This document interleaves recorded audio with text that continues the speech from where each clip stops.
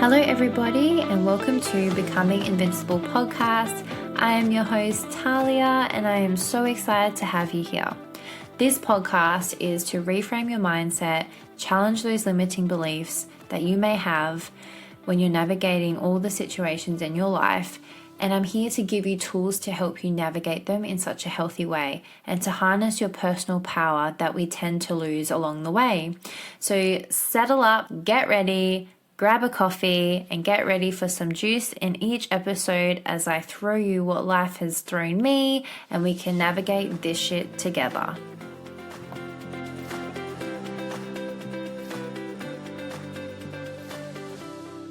Hey guys. Okay, so with this episode, I am editing, and so future Charles here. I know, look, absolute mistake, but who cares? So with this episode, I actually found out that my mic wasn't on, and I couldn't believe it. I had gone on about a few topics, which I actually can't remember now. I jump into you have kids, so this episode is all about controversial things about when you're a parent, having kids. It's around the funny things that I've heard with and observed in people and things like this. I do have another episode about stuff like this that is actually completely fine. But this one, I couldn't believe my mic was not on, and I was like, oh my God. And I thought it would pick up somewhat from my computer mic, but it didn't. So I got nothing. And so that's why I've had to do it where I jump into a conversation. So you'll understand what I'm talking about when you get into it, but it's going to be a bit of a jump in because I talk about what it's been like with kids sleep, being a parent, things like that. So I just really wanted to clarify this beforehand. And from future Tiles editing, I cannot believe that happened, but this is what happens with tech, guys. You guys will enjoy the episode. It's so good. All the controversial things that no one really wants to talk about. But I just had to warn you guys before actually watching or listening, however you're listening to this episode, because can't believe that happened, but tech, right? But I hope you guys enjoy it. It's a real quick one, and then the next one next week will be really quick as well. So these are kind of cute, quick little episodes that are really cool things to talk about with when it comes to everything to do when you've had children, and also toxic impact that snapback culture is. It's like crazy pants. So really know that you guys will enjoy it because it's everything that we all think about but we never talk on. So enjoy, guys. Because you have kids, where they're so young, they're not meant to really sleep through the night. It's like all when it comes back into hunter-gatherer days, it's all primal, it's all a thing, because my kids sleep a lot more better now than they ever did when they were younger. Like sometimes I would start my days at 4 a.m. because that's just how it was. No matter how much resettling it was, honestly, doesn't matter if I let her cry, all the things. No, it was 4 a.m. Okay. And that was literally just a season. That was a lot of the time. The only reason why we woke up at 4 a.m. or 4:30 was because we were going through a regression, a sleep regression and stuff. So that was a challenging time. But most of the time I literally go to bed so early, and so they would go to bed at I don't know, 5, 6 o'clock. And so I would literally go to bed at 8 or 8:30 because I don't know what kind of a night I'm going to have with the girls. I better make sure I've got enough sleep because without me, they have no one. And I kept thinking that. And I think the more we have that mindset of without me, my kids don't have anyone, because they completely rely on us for everything, and especially for the start of their lives. And so I feel like just normalizing the fact that they need us, and you don't have children to sleep through. You don't have a child to sleep in, you know what I mean? They're all things that you do miss, of course, but you have children because you want them generally. I know there's a lot of people out here that don't want kids. There's people out here that are not sure. There's people that do want them. But then I've met people that have, they've had kids, but if they could do it over, they wouldn't have them. And it's so interesting because even if I knew how hard it would be, I would still have them because I love my kids. I always wanted to be a mom. And even though it's so fucking hard, and even if someone goes, look, Tyler, it's going to be absolutely hard and it's going to be like this, I still would have had them. I still would have been like, okay, because I really wanted children. I feel like that they're quite fulfilling in a life. They give you a different life, a different perspective. They help you work on yourself. So whatever you're uncomfortable with your child, like emotions, and if that makes you just like, oh my gosh, shush, stop with your emotion, and you want to downplay their emotion and stop it, it means you're not comfortable in emotion yourself. And all obviously that leads to because you weren't shown how, which is okay. I really wanted children. I would still have them knowing how hard it is. Yeah, that was like a thing for me, right? So, but I know some people go, if I knew how hard it was going to be, I don't think I would have them again. And it's really interesting. Anyway, going back to snapback culture is that honestly, it comes back to self trust. It comes back to learning to love a new body, grieving the life that you had, grieving the body that you had, that's a real thing. I really believe that every person who's thinking about having kids, who even has kids and like still in the new stages of it, whatever, like really sit there and go, holy shit, like it was a good life. I honor how I looked and all those sort of things, even like any stage, I feel like you could do this if you hadn't, and really sit with the fact that, like, you know what? I'm in a new area of my life and I have a new body now. That's not going to be the same. Like with me, I personally had like just a column. I didn't really have a figure. I was very much like, I don't really have like boobs either. So I'm like a B. And then like I just had like straight down column. I never had the whole hips or anything like that. So when I had my kids, I filled out in the hip department. So now I'm like quite curvy. And it's taken me a bit to get used to because I'm not used to that. I'm so used to being column that now be like having like hips and like having a figure. It is an adjustment, but I think the more we can love on ourselves and really be proud of you, you've carried kids and you're a mom and you're doing it all and things like that. I think that's something to be proud of. And so I really feel like that the more you can honor yourself in the different phases of life, the more at peace you're going to be because I feel there's too much into I guess it comes into hustle culture too and like, get a snap back, oh my God, I don't and then we get so upset if we don't look the same as what we did pre-kids when you're not ever going to get back to that. Those that do, good on you. There's gonna be a percentage. But that's not for everybody. But you've got to like work with what you have and go, okay, and just mindfully monitor what you're eating and how you're moving for the day. Like I have really gone onto this whole thing of like, how do I want to move today? Do I want to do some Pilates or do I want to go for a walk? Like, things like that. Do I want to run around with the kids? Or do I want to dance? Dance is a movement. So like, how do you want to move today? What's going to get you up and moving? Well, how do you want to feel in your body? What supplements could you be taking and getting on researching about how could because I know like mum brain is like a massive one and we could be taking multiple things for that. We don't have to be, oh my God, I got mum brain. This is my brain for the rest of the life. You can literally get onto MCT oil. You could really get onto creatine for a little bit. Like there's so many things that you could be monitoring with that. And what are you eating? Do you try to eat mostly healthy? How do you want to feel? What's that going to help with your eating habits on how you're wanting to feel? So I think it really comes down to a lot of things. And I think the biggest one is just that you really got to grieve the person that you were pre-kids, the body that you had, and the life that you had. It's not so easy just to go to the shop and pick out a loaf of bread because your child's going to start to have a tantrum or the baby's going to start crying, whatever it could be. That's just your new normal. And really just go, yeah, shit, okay, baby's screaming, it's okay. It's really hard, honestly, but try to block out people around you. It is harder than me just saying that because I still do it to this day where I'm like, just don't look at anyone, Talia.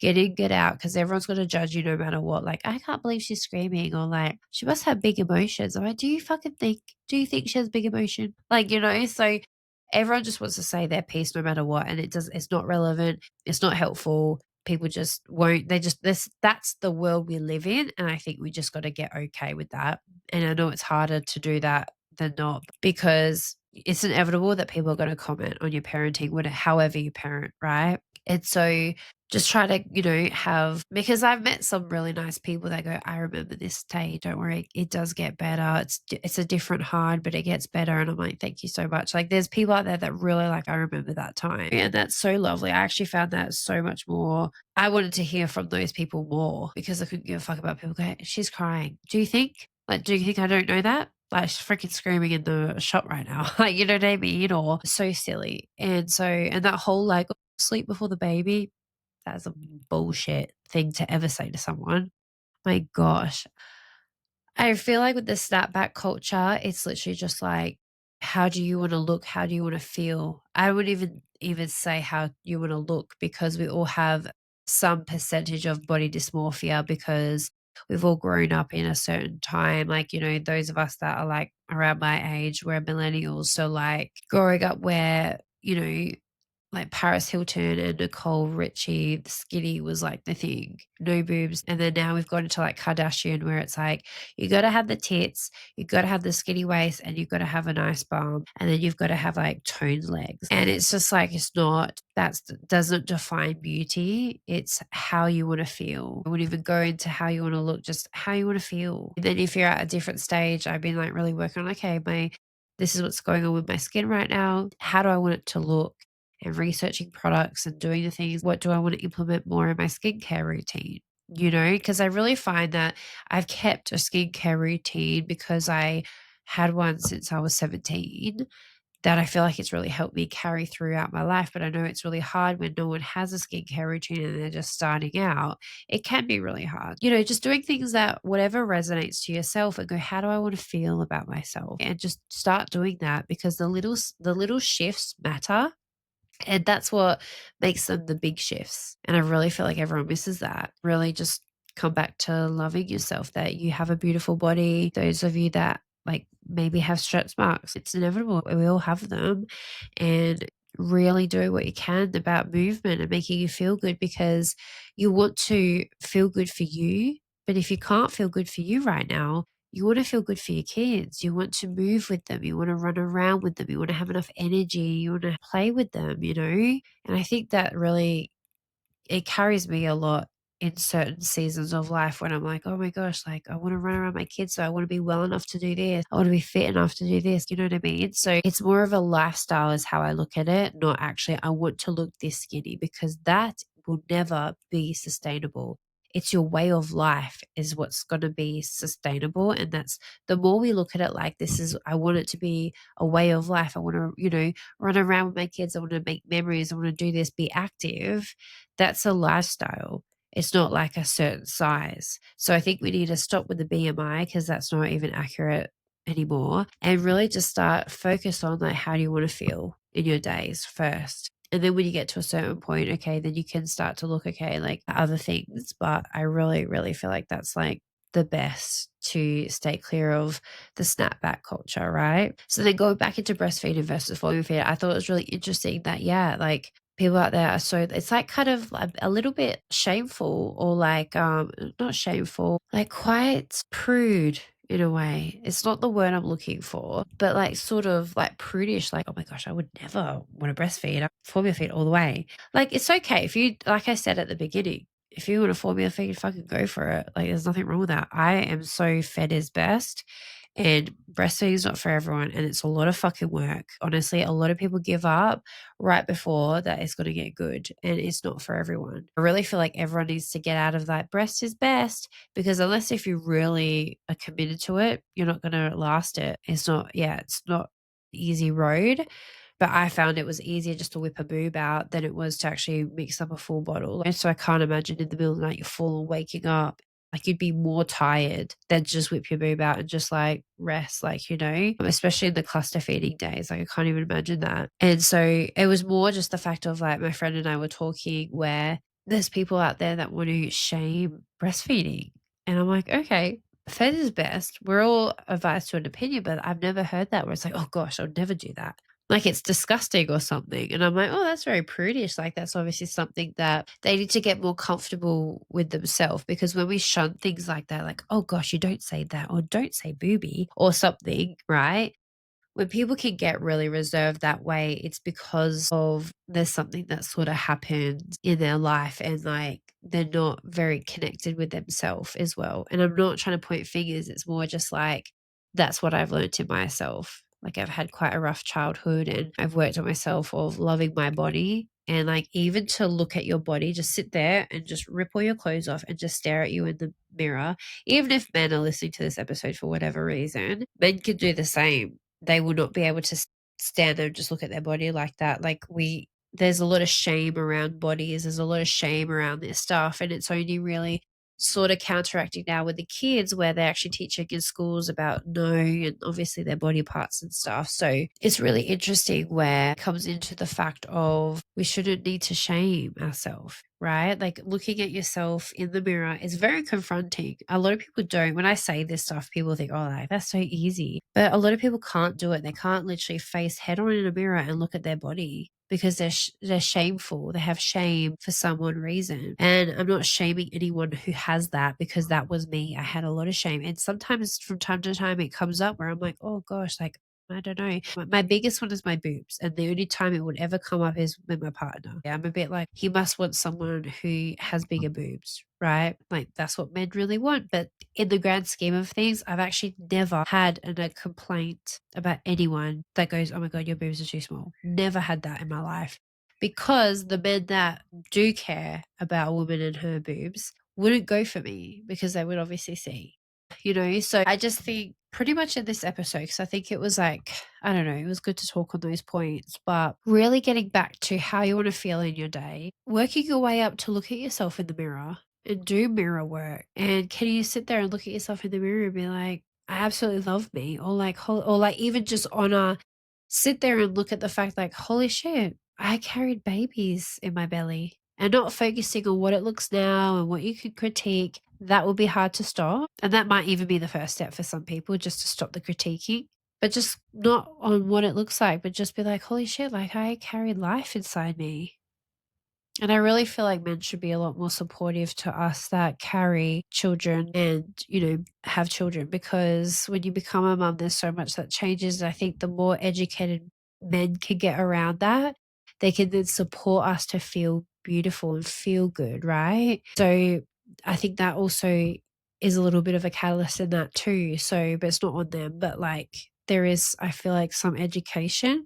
But I think a lot of us do carry shame, especially in high school, if we get bullied for our body or whatever it is, we carry that through our life. So it's just about honoring our body for what it is and be like, I'm so thankful. I am beautiful, because what is beauty anyway? Like, do we all really want to be Ozempic skinny? That's a problem. That deteriorates you, right? Having like the Kardashians' body, well, I'm pretty sure that a lot of them have had so much surgery to monitor it. What is even that anyway? So it's really like, what is beauty for you? How do you want to feel? And slowly, the more we work on it, because it's not just a one-time thing, repetition and consistency about doing this stuff, guys, honestly, it slowly deteriorates that bit of body dysmorphia that we all carry. And the reason why I know that is because of myself. My boobs come up from time to time, yes, but most of the time when I look in the mirror, I'm like, wow, I will never be this young again. I'm never going to be this young in my body again. I'm never going to feel how I feel now, when you're older, in the sense of if you're 80, right? And how can you work on keeping like feeling good even when you're 80, right? And I think what really got me into this, and I've really started grounding into this, was actually on Disney with Chris Hemsworth. That whole Limitless series, mainly number one, like season one. There's an episode in there about age. He's got to accept himself for aging. And that was like, it clarified so much. It clarified death as well. So, like, for me, when I lost my dad, I really went through that, like, holy shit, one day I'm not going to be here. And I had to really, it was a very hard wake up for me. I was not ready for it, but that's what I went through with losing my dad. So I had already that's already been like I know that is one day going to happen. But the whole actually getting older and gradually, your body's not going to move as much as it can. And listening to people's stories on that episode, I was really like, holy crap. So that's one of the things that I say to myself a lot is like, I'm never going to be this young again. Like, what can I do to really feel in my youth and really enjoy this? Because the more that we focus on ourselves and like, how can I enjoy this more? Even time with our baby is like, I actually said to my friend the other day, I need to have a big cry and just go through all the videos and pictures I have of the girls, because they're not newborns anymore. And I woke up and they're just so much bigger. And I'm like, holy crap. I just think when we really put it in perspective of like enjoying life right now, how young you are right now, what you're doing right now, how young your kids are right now, how you can be soaking in up all that memories and all the times now with them. Because I know there's a lot in the world that tells us not to and creates shame. But the more we can congruent into us and ground into that is really the secret, guys, honestly. Anyways, so I will leave it there because it's a big ass, yeah, big ass conversation. But I hope you guys enjoyed it because it was there's a few that, yeah, it's going to be a bit of a candid chat because it's just so big out there with when you become a mom and there's so much like, oh, a good mom, bad mom, shit, that's bullshit. And everyone's all about like, I do more, and wants this award for doing more. I don't know. I mean, I do know. I can read it, but I'm not going to sit here. But yeah, it's just a lot. And I just want to really address a few things that the world needs to hear, to be honest, you know? So I hope this really helps you, anyone who needed this, but I will talk to you guys on another episode.